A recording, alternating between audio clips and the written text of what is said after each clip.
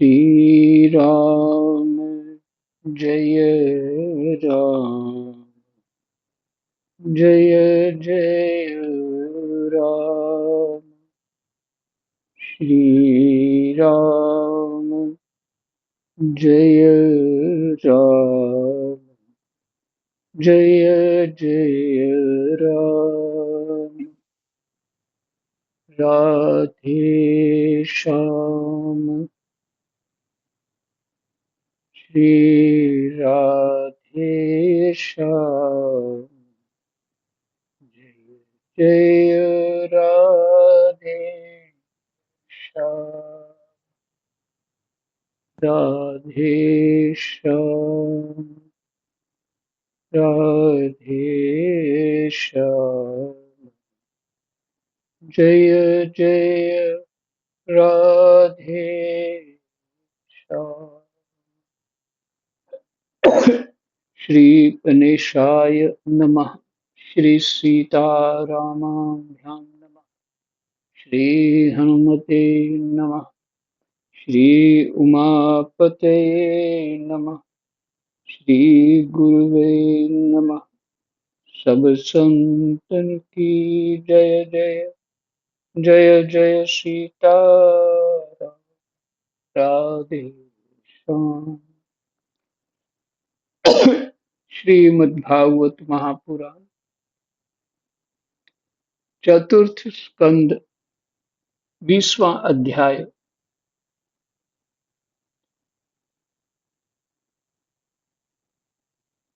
राज का प्रसंग है। महाराज पृथु की यज्ञशाला में श्री विष्णु भगवान का प्रादुर्भाव।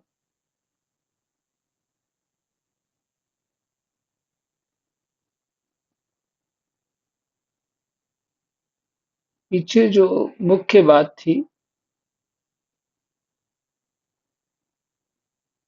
ब्रह्मा जी ने महाराज पृथु से कहा,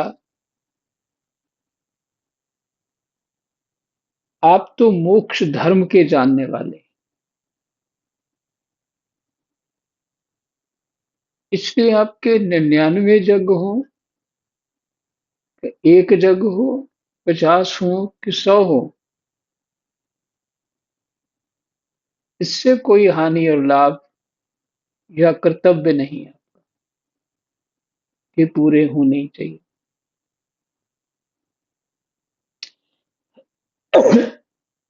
तो आप मोक्ष धर्म को जानने वाले, तो यहीं विश्राम कर दो।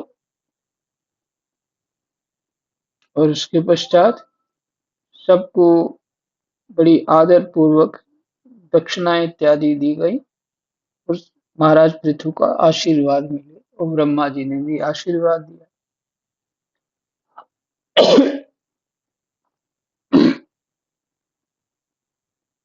फिर महाराज पृथु की यज्ञशाला में श्री विष्णु भगवान का प्रादुर्भाव हुआ।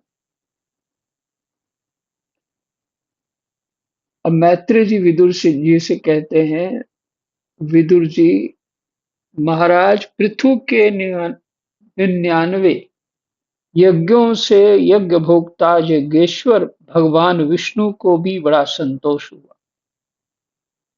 उन्होंने इंद्र के सहित वहां उपस्थित होकर उनसे कहा, 100 पूरे करके भगवान प्रकट नहीं होते,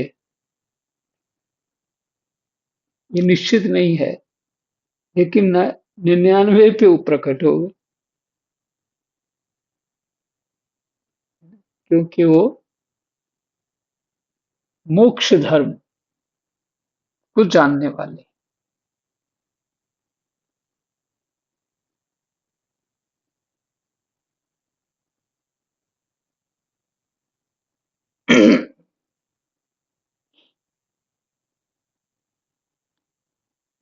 लेना ही लेना आता हो या इकट्ठा करना ही आता हो, तो बुद्धि नहीं खुलती है।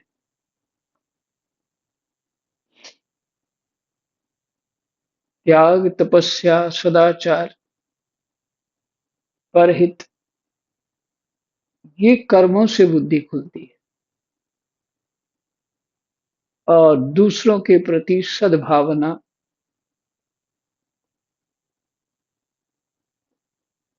गुण दृष्टि और दोष दृष्टि रहित हो जाता है। गुण दृष्टि तो रहती है पर दोष दृष्टि रहित हो जाती है। ये इसका फल है।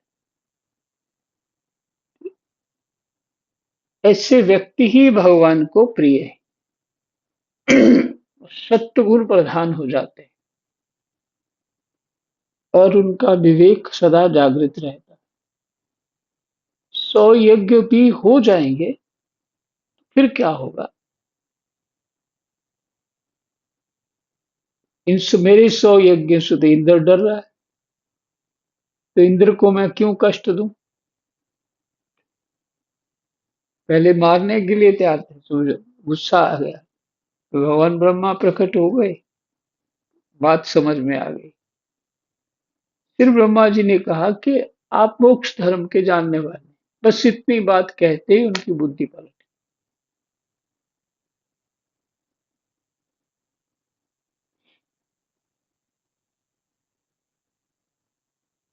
तो भगवान और इंद्र दोनों उपस्थित हुए वहां उनकी यज्ञ में। श्री भगवान ने कहा, राजन, इंद्र ने तुम्हारे 100 अश्वमेध पूरे करने के संकल्प में विघ्न डाला।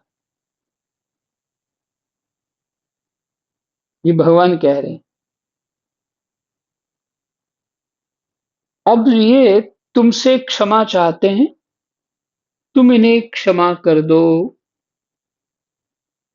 ये सिफारिश की भगवान पृथु महाराज जी से। नरदेव, ये है, क्या कहें इसको, तरीका कहें, सलीका कहें, या बात करने का ढंग कहें, भगवान भी कह रहे हैं, नरदेव, तुम नरों में ही देवता हो। नरदेव, जो श्रेष्ठ मानव साधु और सद्बुद्धि से संपन्न होते हैं,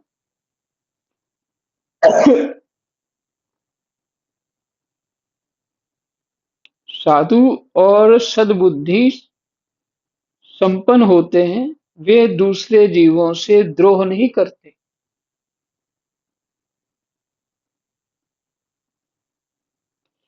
क्योंकि यह शरीर ही आत्मा नहीं है।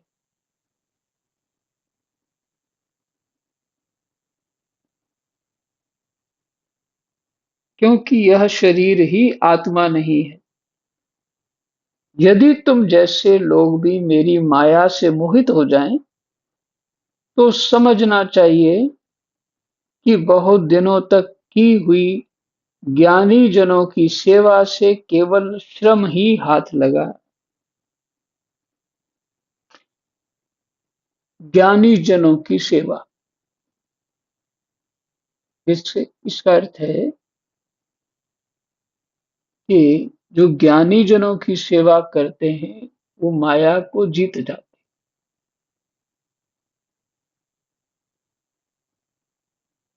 फिर से सुनिए, चौथा श्लोक है, यदि तुम जैसे लोग भी मेरी माया से मोहित हो जाएं, तो समझना चाहिए कि बहुत दिनों तक की हुई ज्ञानी जनों की सेवा से केवल श्रम ही हाथ लगा, कोई लाभ नहीं हुआ।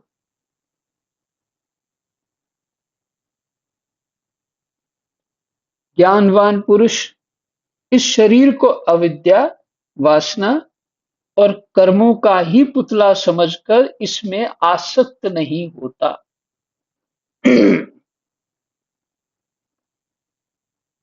कौन कौन आसक्त नहीं होता? ज्ञानवान इस शरीर को अविद्या, वासना और कर्मों का ही पुतला समझकर इसमें आसक्त नहीं होता।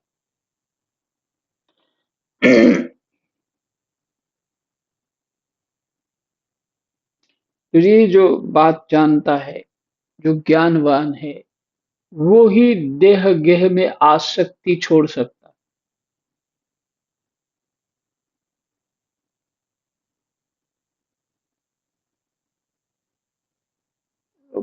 बहुत सारे भोले वाले लोग, विवेक की दृष्टि बदल जाती है उनकी। क्या? घर परिवार में जो में है, वो ये उनके बीच इसलिए रहते हैं, अर्थात उनका उनको सुख आ रहा है, ये सब भगवान का ही रूप है, ऐसा मान लेते।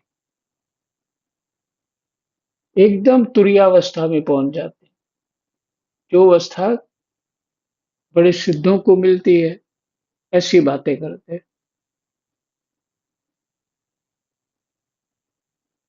देह गेह से आसक्ति जब हटेगी,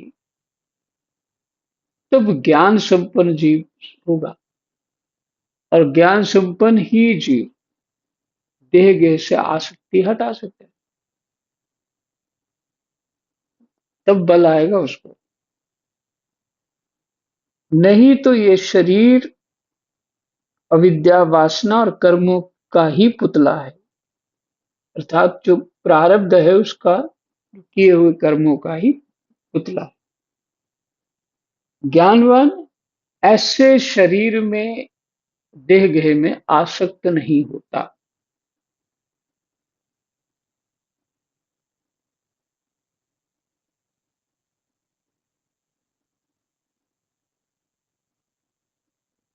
इस प्रकार जो इस शरीर में ही आसक्त नहीं है,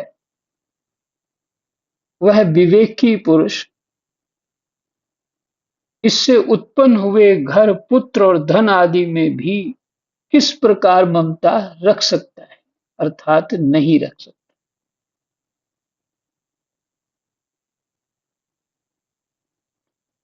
वह विवेकी पुरुष इससे उत्पन्न हुए, इस शरीर से उत्पन्न हुए घर, पुत्र और धन आदि में भी किस प्रकार ममता रख सकता है, अर्थात वो नहीं रख सकता, ज्ञानी नहीं रख सकता। जो आसक्त नहीं है, जो विवेकी है, वो इनमें आसक्त नहीं हो सकता। क्योंकि उसका चिंतन तो चलता है ना, तभी वो विवेकी है, तभी वो ज्ञानवान है कि उसका वो चिंतन चलता ही रहता है दिन रात। और वो सत्य बात यह है, तो शरीर तो अपना ही नहीं है, और हर क्षण बदलता जा रहा है, जन्म लेते ही बदलता जा रहा है। जन्म लेते ही पहले बढ़ता है, फिर घटता है। तो इसमें किसी का कोई नियंत्रण या वश नहीं है, कोई कंट्रोल नहीं है। तो शरीर अपने स्वभाव में है,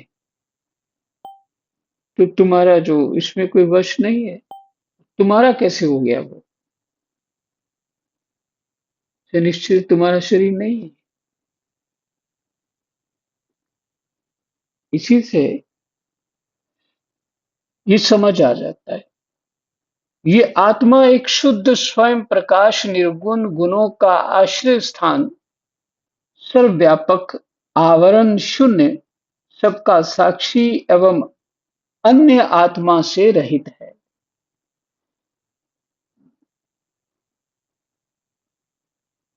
यह आत्मा एक शुद्ध है। ये आत्मा एक, मैंने एक ही है, शुद्ध है, स्वयं प्रकाश है, निर्गुण है, गुणों का आश्रय स्थान है, गुण इसी के आश्रय रहते हैं, सर्वव्यापक है ये आत्मा। जो आत्मा को जान लेता है, वो सर्वव्यापकता उसकी हो जाती है। आवरण शून्य है।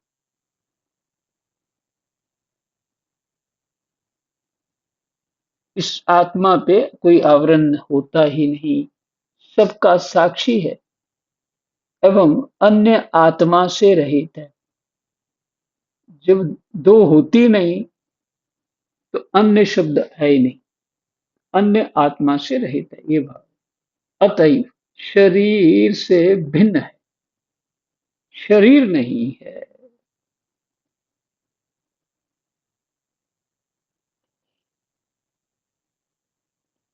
अच्छा। आ, आसक्ति दूसरे से होती है ना, तो शरीर में आसक्ति हुई। अपने आप से आसक्ति आत्मा को कभी होती नहीं, तो शरीर में आसक्ति हुई। देह गेह में जो भी वो स्थूल पदार्थ है उनमें आसक्ति संभव है, होती है। और आत्मा तो शरीर से भिन्न है, अर्थात शरीर नहीं है आत्मा। और हम शरीर के ही सारा जीवन शरीर के ही सोचते रहते हैं, शरीर को बचाने का ही सोचते रहते हैं, शरीर को सुख देने का सोचते रहते, इसलिए पुण्य इत्यादि करते रहते, मान सम्मान इस जन्म भी मिले अगले जन्म भी मिले, ये कारण। तो तो आत्मा शरीर से भिन्न है।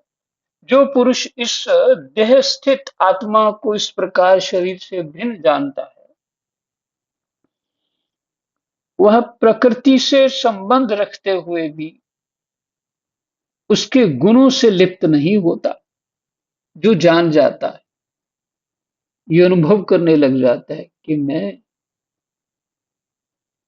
शरीर नहीं आत्मा हूं, मेरा स्वरूप सच्चित आनंद है, और वह प्रकृति से संबंध रखते हुए शरीर को साथ संबंध रखते हुए भी उसके गुणों से लिप्त नहीं होता।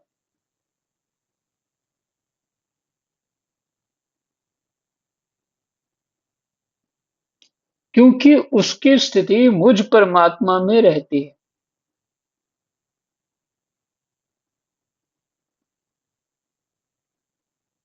देखिए, ज्ञानवान की स्थिति परमात्मा में रहती है, भक्त की भी स्थिति परमात्मा में रहती है, क्योंकि भक्त तन्मय हो जाता है, भगवान को भजते भजते भजते अपना आप ही खो बैठता है। और ज्ञानवान भी कुछ ऐसा ही करता है, लेकिन वो बोधमय होकर के अपने स्वरूप को जान लेता है,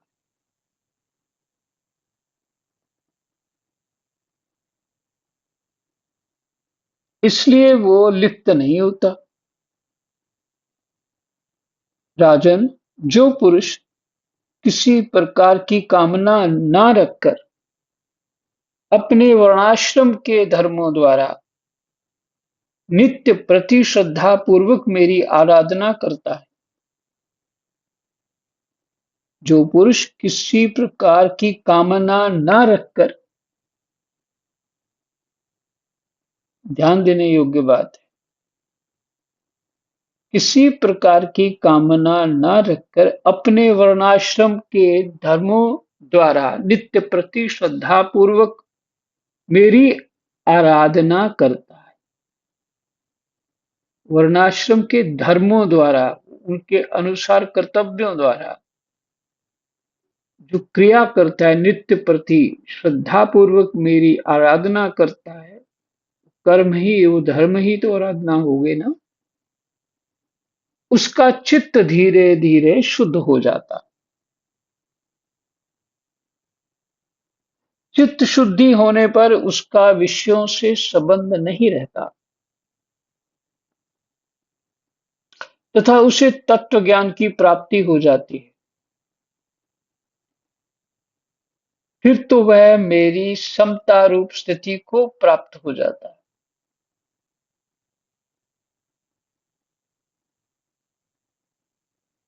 मेरी समता रूप स्थिति को प्राप्त हो जाता है, अपने स्वरूप को जान जाता है, भगवत रूप हो जाता है। यही परम शांति ब्रह्म अथवा कैवल्य है, अपने स्वरूप को जान जाना।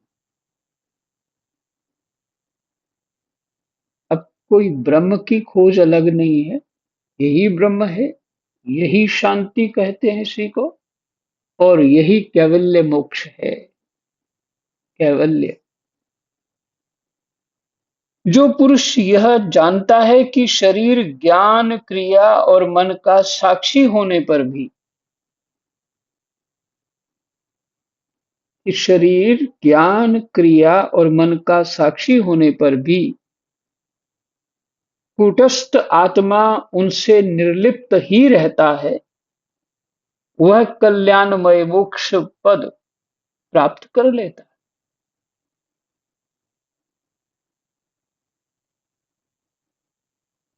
फिर से श्लोक दूसरे ढंग से आगे, बात वही है जो पहले कही। जो पुरुष ये जानता है कि शरीर ज्ञान, क्रिया और मन का साक्षी होने पर भी कूटस्थ आत्मा उनसे निर्लिप्त ही रहता है, ये जानता है कि साक्षी होने पर भी निर्लिप्त रहता है, वह कल्याणमय मोक्ष पद प्राप्त कर लेता है। समय हो गया। यही 11 श्लोक तक पाठ हुआ। कृष्णाय वासुदेवाय हरे परमात्मने प्रणतः क्लेशनाशाय गोविन्दाय नमो नमः। जय